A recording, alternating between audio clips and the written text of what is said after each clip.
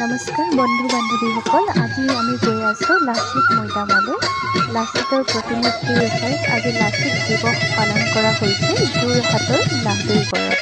লাচিত মৈদামটো বৰ্তমান নিৰ্মীয়মান অৱস্থাত থকাৰ বাবে অনুষ্টুপীয়াকৈ এইবাৰ পালন কৰিলেও এইবাৰ মোৰ কাৰণে প্ৰথমটো লাচিত দিৱস এই অঞ্চলত, গতিকে মই আহিছোঁ চাবলৈ ব্যস্ততাৰ মাজতে।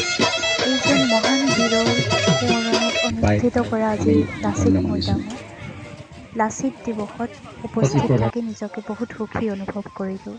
যদিও মোৰ অলপ দেৰি হ'ল, তথাপিও তাত চলি থকা বিভিন্ন ধৰণৰ অনুষ্ঠানৰ মাজত ময়ো ভাগ লোৱাৰ সুবিধা পালোঁ।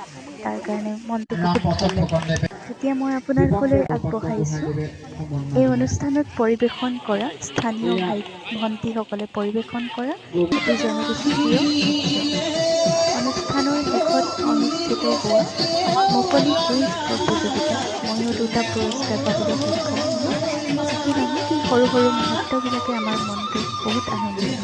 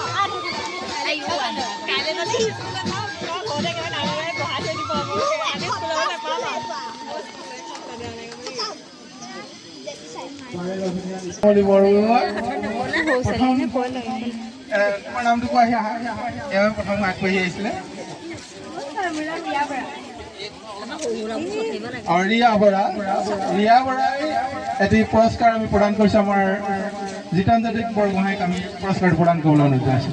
ধন্যবাদ।